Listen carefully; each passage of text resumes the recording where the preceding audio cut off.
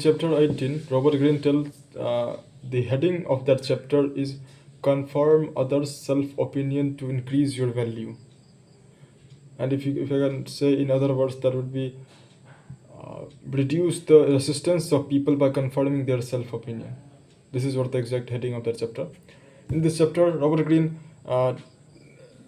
in the beginning, tells a story of the Senator Lyndon Johnson, how he accomplished the rank of a senator in Texas with with not only his charm, with his the way he spoke, the way he valued people, and all the sorts of things that he added in this story. And he came to a conclusion of for all the readers that read his book, The Laws of Human Nature, chapter 8. He said that what we normally think is that if we go to in a group, just for example of a group of our friends, and we talk about our accomplishments, we talk about our achievements, and our ethics, and our rules that we made in our life, our principles, and our relationship, and so on and so forth. No one really cares, no one has any concern what is going in your life or what you have achieved, or perhaps they will envy of your achievement at some extent. Doesn't matter how much they love you or how much they have affectionate towards you. So Robert Greene says that this is not the normal case that happens really. This is not the case that we expect, that honesty is the best policy in life. If we said our accomplices, people will acknowledge us, people will give respect to us. This is not what really happens. From the story of Lyndon Johnson, a senator of Texas, in 1960s 70s, he said that what really a good communicator would be is like someone who remains silent more in a conversation and let the person who is in front of you to engage in the conversation. Let them tell about themselves. Let them tell about themselves without feeling any type of like you are the hidden one who told in an indirect way to tell them about themselves. This is the key of a good communicator, a person who is master at their communication skills.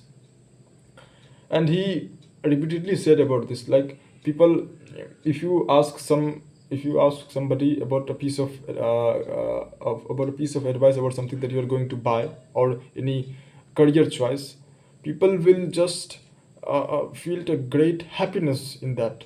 People will feel delightful in that too, after asking for advice. They are open to give you advice, and almost every people had a lot of, there is an internal to say, to preach someone. It doesn't matter that whether the person who is preaching is following the same path or following his or her discourses or not, but it is in our gene that we want to preach someone, that we want to uh, guide someone, that we want to become the mentor of someone, that we want to become the hero of someone.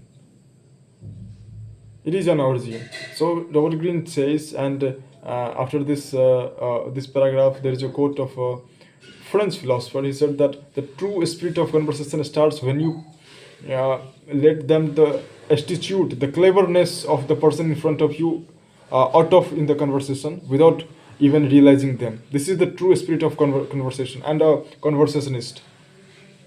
If a good speaker, if a good communicator will make his or her opponent, or his or her, if I would say, colleague, or those person with who you are talking, to let them talk. This is the key reason that I have studied yet.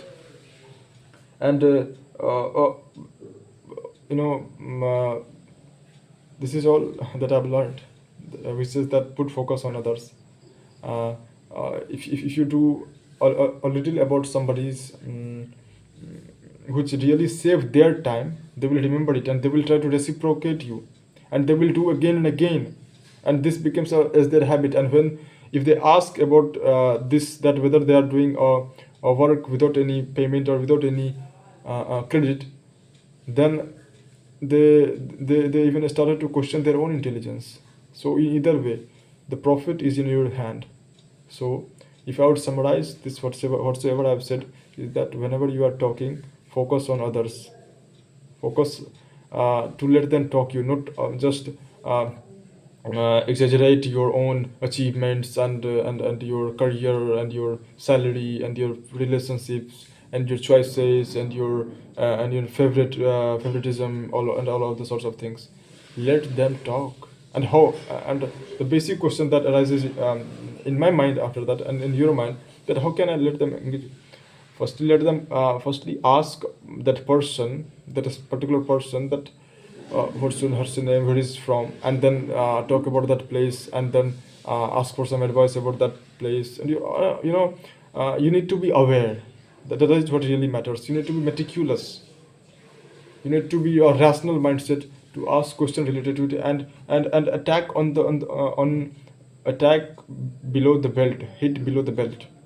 Just attack on their weakest points, so that they will remain more engaged with you. And every person really has something to say, a lot to say. It is very people, but every person has something to say. That's it. Thank you very much.